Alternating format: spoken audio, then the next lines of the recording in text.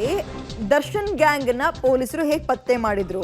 Public ಟಿವಿಲಿ exclusive ಸ್ಟೋರಿಯನ್ನ ನೋಡ್ತಾ ಹೋಗೋಣ. ರೇಣುಕಾಸ್ವಾಮಿ ಯಾವ ಹೆಸರಲ್ಲಿ ಚಾಟ್ ಮಾಡಿದ್ದ ಗೊತ್ತಾ? ರೇಣುಕಾಸ್ವಾಮಿಯ ವಿಳಾಸ, ಫೋನ್ ನಂಬರ್ ಪೊಲೀಸರಿಗೆ ಸಿಕ್ಕಿದಾದ್ರು ಹೇಗೆ? ಪವಿತ್ರ ಗೌಡ ಜೊತೆ ರೇಣುಕಾ ಚಾಟ್ ಮಾಡಿದಂತಹ ಲಿಸ್ಟ್ ಕೂಡ ಪಬ್ಲಿಕ್ ಟಿವಿಗೆ ಲಭ್ಯ ಆಗಿದೆ. ನೋಡ್ತಾ ಹೋಗೋಣ. ರೇಣುಕಾಸ್ವಾಮಿ ಚಾಟ್ ಮಾಡಿದ್ದು ಗೌತಮ್ ಅನ್ನೋ ಹೆಸರಲ್ಲಿ. ಈತನು ಕೂಡ ಟ್ರ್ಯಾಪ್ ಮಾಡಕ್ ಹೋಗಿದ್ದಾನೆ. ಆತನ ಹೆಸರು ಮುಚ್ಚಿಟ್ಟು ಗೌತಮ್ ಅನ್ನೋ ಹೆಸರಲ್ಲಿ ಆ ಅಕೌಂಟ್ನಿಂದ ಮೆಸೇಜ್ ಮಾಡಿದ್ದಾನೆ. ಕಾಮೆಂಟ್ ಮಾಡೋಕ್ಕೆ ರೆಡ್ಡಿ ಹೆಸರಲ್ಲಿ ಅಕೌಂಟ್ ಒಂದು ಕ್ರಿಯೇಟ್ ಆಗಿತ್ತಂತೆ. ಆದರೆ ಮೆಸೇಜ್ ಮಾಡುವಾಗ ಗೌತಮ್ ಅಕೌಂಟ್ನಲ್ಲಿ ಮೆಸೇಜ್ ಮಾಡ್ತಾ ಇದ್ದ.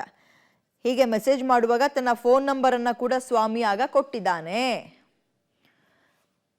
ಗಮನಿಸ್ತಾ ಇದ್ದೀವಿ. ಹೀಗೆ ಮೆಸೇಜ್ ಮಾಡುವಾಗ ತನ್ನ ಫೋನ್ ನಂಬರನ್ನು ಕೂಡ ಕೊಟ್ಟಿದ್ದಾನೆ. ತನ್ನ ಫೋಟೋವನ್ನು ಕೂಡ ಸೆಂಡ್ ಮಾಡಿದಂತೆ ರೇಣುಕಾಸ್ವಾಮಿ. ಇದನ್ನೇ ಇಟ್ಕೊಂಡು ನಕಲಿ ಐ ಡಿ ಕ್ರಿಯೇಟನ್ನು ಈ ಗ್ಯಾಂಗ್ ಅವ್ರನ್ನ ಟ್ರ್ಯಾಪ್ ಮಾಡೋಕ್ಕೆ ಬಳಸಿದೆ. ಸ್ವಾಮಿ ಚಿತ್ರದುರ್ಗದವನು ಅಂತ ಗೊತ್ತಾಗುತ್ತೆ. ಅಲ್ಲಿಯ ದರ್ಶನ್ ಅಭಿಮಾನಿ ಸಂಘದ ಅಧ್ಯಕ್ಷ ರಾಘು ಆತನಿಗೆ ಡೀಲ್ ಒಪ್ಪಿಸ್ತಾರೆ. ಡೀಲನ್ನು ಒತ್ಕೊಂಡು, ಅಂದರೆ ತಲೆ ಮೇಲೆ ಒತ್ಕೊಂಡು ಮಾಡಿಬಿಟ್ಟಿದ್ದಾನೆ ಈ ರಾಘು. ಬೆಂಗಳೂರಿಗೆ ಕಿಡ್ನಾಪ್ ಮಾಡ್ಕೊಂಡು ಕರ್ಕೊಬರ್ತಾನೆ. ಹೆಚ್ಚಿನ ಡೀಟೇಲ್ಸ್ ನಮ್ಮ ಪ್ರತಿನಿಧಿ ಮುರಳಿ ನೀಡ್ತಾರೆ. ಮುರಳಿ, ತನಿಖೆ ಒಂದು ಕಡೆ ಬಹಳ ಚುರುಕಾಗಿ ನಡೀತಾ ಇದೆ, ಮಗದೊಂದು ಕಡೆ ಈತನನ್ನ ಟ್ರ್ಯಾಪ್ ಮಾಡಿದ್ದು ಹೇಗೆ ಅನ್ನುವಂತಹ ಕುತೂಹಲ ದಿನ ಕಳೆದಂತೆ ಹೆಚ್ಚಾಗ್ತದೆ. ಡೀಟೇಲ್ಸ್ ಕೊಡೋದಾದ್ರೆ?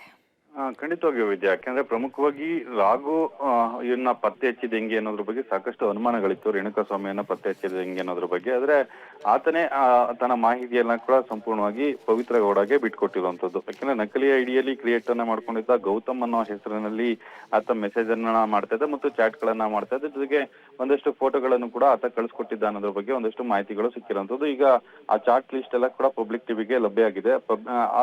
ಆ ಸಂದರ್ಭದಲ್ಲಿ ಆತ ಒಂದು ಫೋಟೋನ, ತನ್ನ ಫೋಟೋ ಏನಿತ್ತು, ತನ್ನ ಫೋಟೋನ ಆತನೇ ಸೆಂಡ್ ಅನ್ನ ಮಾಡಿದ್ದಾನೆ. ಅಂದ್ರೆ ಪವಿತ್ರ ಗೌಡಗೆ ಸೆಂಡ್ ಅನ್ನ ಮಾಡಿರೋಂಥದ್ದು. ಜೊತೆಗೆ ತನ್ನ ಫೋನ್ ನಂಬರ್ ಕೂಡ ಆಕೆಗೆ ಸೆಂಡ್ ಅನ್ನ ಮಾಡಿದ್ದಾನೆ. ಈ ಸೆಂಡ್ ಅನ್ನ ಮಾಡಿದ ಸಂದರ್ಭದಲ್ಲಿ ಇನ್ನೊಂದು ಫೇಕ್ ಅಕೌಂಟ್ ಅನ್ನ ಕ್ರಿಯೇಟ್ ಮಾಡ್ಕೊಂಡು ಪವನ್ ಮತ್ತು ನಾಗರಾಜ್ ಆತನ ಜೊತೆಯಲ್ಲಿ ಚಾಟ್ ಅನ್ನ ಮಾಡಿದ್ದಾರೆ. ಅಂದ್ರೆ ಹುಡುಗಿಯ ಹೆಸರಿನಲ್ಲಿ ಒಂದು ಮೆಸೇಜ್, ಅಂದ್ರೆ ಅಕೌಂಟ್ ಅನ್ನ ಕ್ರಿಯೇಟ್ ಮಾಡ್ಕೊಂಡು ಚಾಟ್ ಅನ್ನ ಮಾಡಿ ಆತನನ್ನ ಪತ್ತೆ ಹಚ್ಚುವಂತ ಒಂದು ಕೆಲಸವನ್ನ ಮಾಡುವಂಥದ್ದು. ಆ ಸಂದರ್ಭದಲ್ಲಿ ಹುಡುಗಿ ಮತ್ತೊಂದು ನಕಲಿ ಅಕೌಂಟ್ ಏನಿತ್ತು, ನಕಲಿ ಅಕೌಂಟ್ ನ ಮೂಲಕ ಗೌತಮ್ ಅಲಿಯಾಸ್ ರೇಣುಕಾಸ್ವಾಮಿ, ಅಂದ್ರೆ ಹೆಸರಿನ ಪ್ರಕಾರ ಗೌತಮ್ನ ಪತ್ತೆ ಹಚ್ಚೋ ಸಂದರ್ಭದಲ್ಲಿ ಆತನ ಊರು ಮತ್ತು ವಿಳಾಸವನ್ನ ಕನ್ಫರ್ಮ್ ಮಾಡ್ಕೊಂಡು ಆ ಸಂದರ್ಭದಲ್ಲಿ ಅಲ್ಲಿ ಚಿತ್ರದುರ್ಗದಲ್ಲಿ ಆತನನ್ನ ಹಿಡಿಯೋ ಪ್ರಯತ್ನಗಳನ್ನ ಮಾಡಿರುವಂತದ್ದು. ಈ ಹಿನ್ನೆಲೆಯಲ್ಲಿ ಆತನನ್ನ ಪಿಕಪ್ ಮಾಡ್ಕೊಂಡು ಬಂದು ಹತ್ಯೆಯನ್ನ ಮಾಡಿದ್ದಾರೆ ಅನ್ನೋದ್ರ ಬಗ್ಗೆ ಈಗ ಮಾಹಿತಿಗಳು ಸಿಕ್ಕಿರೋಂಥದ್ದು. ವಿದ್ಯಾ, ಸರಿ, ಧನ್ಯವಾದ ಮುರಳಿ ತಮ್ಮ ಡೀಟೇಲ್ಸ್ಗೆ. ತಮಗಿರುವಂತಹ ಪ್ರಭಾವವನ್ನ ಬಳಸಿ ಈ ಕೇಸ್ನ ದಾರಿ ತಪ್ಪಿಸೋಕೆ ದರ್ಶನ್ ಪ್ರಯತ್ನ ಪಟ್ರ ಅನ್ನೋ ಪ್ರಶ್ನೆಯ ಜೊತೆಗೆ ರೇಣುಕಾಸ್ವಾಮಿ ಕೊಲೆ ಕೇಸ್ನ ಮುಚ್ಚಾಕೋಕೆ ಒತ್ತಡಗಳು ಕೇಳಿ ಬರ್ತಾ ಇತ್ತಂತೆ. ಪ್ರಭಾವಿ ರಾಜಕೀಯ ನಾಯಕರು ಪ್ರೆಷರ್ ಹಾಕ್ತಾ ಇದ್ರಂತೆ. ದರ್ಶನ್ನ ಪಾರು ಮಾಡೋಕ್ಕೆ ಪೊಲೀಸ್ ಅಧಿಕಾರಿಗಳ ಮೇಲೆ ಒತ್ತಡ ಹೇರ್ತಾ ಇದ್ರಂತೆ. ತನಿಖಾಧಿಕಾರಿಗಳಿಗೆ ಪ್ರಭಾವಿಗಳಿಂದ ಫೋನ್ ಮೇಲೆ ಫೋನು. ಅಯ್ಯೋ, ಒಬ್ರ ಇಬ್ರ ಹಾಲಿ ಸಚಿವರುಗಳು, ಶಾಸಕರುಗಳು, ಮಾಜಿ ಸಂಸದನ ಒಬ್ಬ ಪುತ್ರ ಸೇರಿದಂತೆ ಹಲವರು ಶತಪ್ರಯತ್ನವನ್ನ ಮಾಡಿದ್ದಾರೆ. ಬಟ್ ಪೊಲೀಸರು ಯಾವುದಕ್ಕೂ ಕೂಡ ಕ್ಯಾರೆ ಅಂದಿಲ್ಲ. ಮಾಧ್ಯಮಗಳು ಕೂಡ ಅದಕ್ಕೆ ಅವಕಾಶವನ್ನ ಮಾಡಿಕೊಟ್ಟಿಲ್ಲ.